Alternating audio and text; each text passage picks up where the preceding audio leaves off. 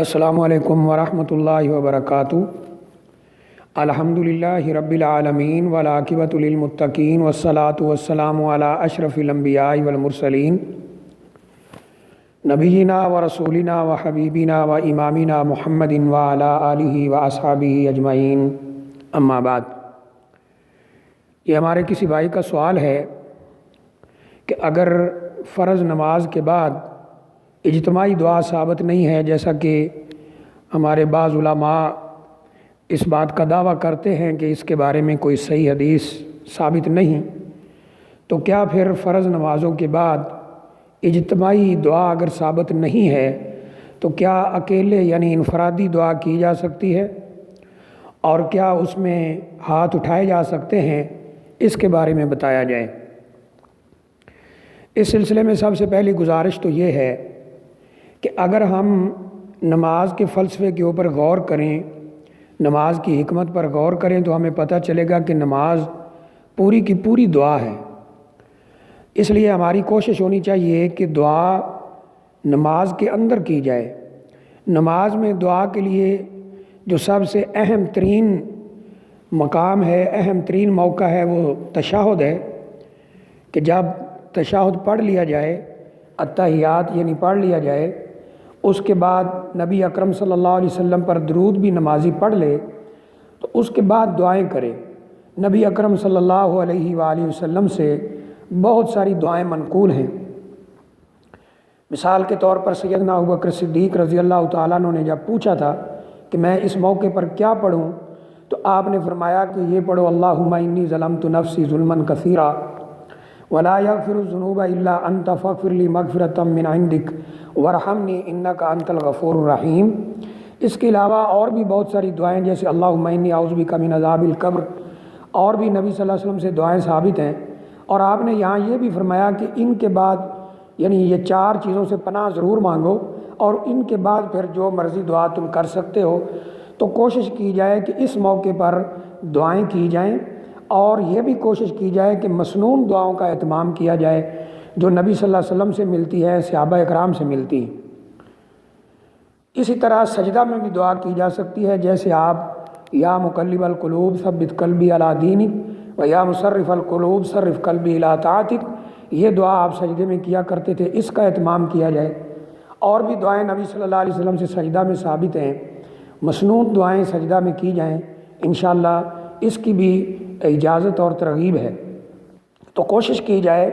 کہ نماز کے اندر زیادہ سے زیادہ دعائیں کی جائیں۔ جہاں تک یہ مسئلہ ہے کہ نماز کے بعد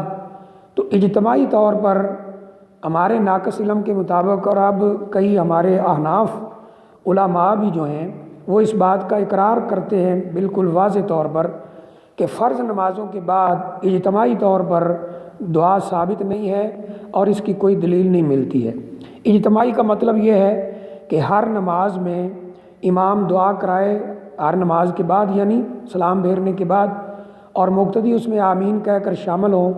اس کی کوئی دلیل حدیث شریف کی کتابوں میں نہیں ملتی ہے، قرآن و حدیث سے اس عمل کی کوئی دلیل نہیں ہے، اور یہ بات بالکل واضح ہے۔ الحمدللہ اب ہمارے بعض احناف علماء بھی اس بات کا اقرار کرتے ہیں، الحمدللہ۔ جہاں تک انفرادی بات ہے، تو جیسے میں نے عرض کیا کہ نماز کے اندر دعا کا اہتمام کیا جائے، لیکن اگر نماز کے بعد دیکھا جائے تو بعض روایات کے اندر یہ اشارہ ملتا ہے کہ نماز کے بعد بھی دعا کرنی چاہیے، اور کر سکتے ہیں۔ دعا کی قبولیت کے جو اوقات ہیں، جیسا کہ سفر میں دعا قبول ہوتی ہے، تہجد کے وقت دعا قبول ہوتی ہے، جمعہ والے دن دعا قبول ہوتی ہے، اس طرح کئی جو اوقات بتائے گئے ہیں،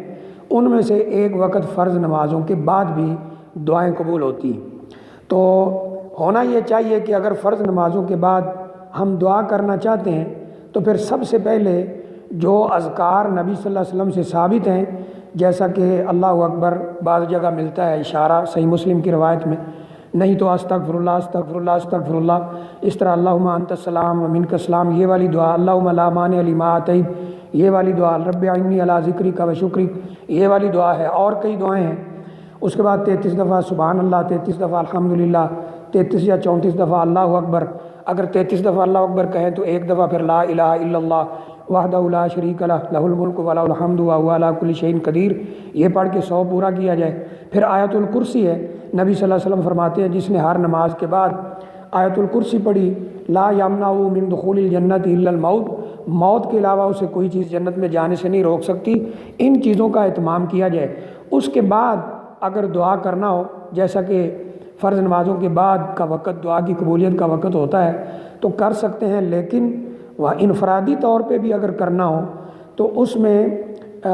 یہ بات ذہن میں رکھیں کہ ہر نماز کے بعد یعنی دعا لازمی کرنا جیسے اجتماعی کی جاتی ہے یہ کہیں بھی ثابت نہیں ہے۔ یعنی ہر نماز کے بعد کوئی انفرادی طور پر دعا کو لازم سمجھ لے یا نماز کا حصہ سمجھ لے یا ہر نماز کے بعد کرے تو اس کی کوئی دلیل نہیں ہے۔ ہاں کبھی اس کا دل کرے کہ یہ قبولیت کا وقت ہے، وہ اہتمام کے ساتھ دعا کرے تو انشاءاللہ اس میں کسی قسم کا حرج نہیں ہے، وہ دعا کر سکتا ہے، لیکن اس کو ہر نماز کے ساتھ اٹیچ کرنا اور اس کا حصہ سمجھنا اور لازمی سمجھنا اور نماز کو مکمل ہی تب سمجھنا جب دعا ہو جائے جیسا کہ اجتماعی میں ہوتا ہے، تو انفرادی طور پر بھی یہ صحیح نہیں ہوگا۔ ہاں کبھی کبھار وہ دعا کرے یا اس کو لازمی حصہ نہ سمجھے، کبھی کر لے کبھی چھوڑ دے تو انشاءاللہ اس میں کوئی حرج والی بات نہیں ہے۔ رہا ہاتھ اٹھانا، تو ہاتھ اٹھانا بعض جگہ اور جو مواقع ہیں ان پر نبی اکرم صلی اللہ علیہ وسلم سے ثابت ہے دعا کے لیے، جیسا کہ کسی صحابی نے عرض کیا تو آپ نے دعا کے لیے عرض کیا تو آپ نے ہاتھ اٹھا دیے۔ اسی طرح اور کئی مواقع پر تو ان عام جو دلائل ہیں ان کو سامنے رکھ کر اگر یہ کہا جائے کہ ہاتھ کبھی کبھار اٹھا لیے جائیں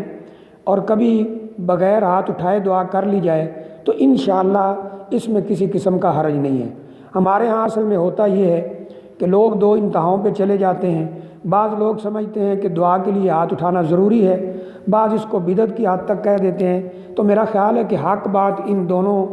اقوال کے درمیان ہے کہ کبھی اگر ہاتھ اٹھا لیے جائیں تو انشاءاللہ اس میں بھی کوئی حرج والی بات نہیں، کبھی بغیر ہاتھ اٹھائے کر لی جائے انفرادی طور پر تو وہ بھی صحیح ہے، اور اس طرح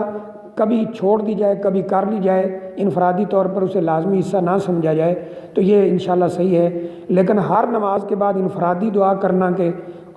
یعنی اس کے ساتھ اس کو اس طرح اٹیچ کرنا کہ لازمی کرنا ہی کرنا ہے یہ بھی صحیح نہیں ہے، اور اس طرح اجتماعی دعا جو ہے وہ بھی صحیح نہیں ہے۔ اللہ تعالی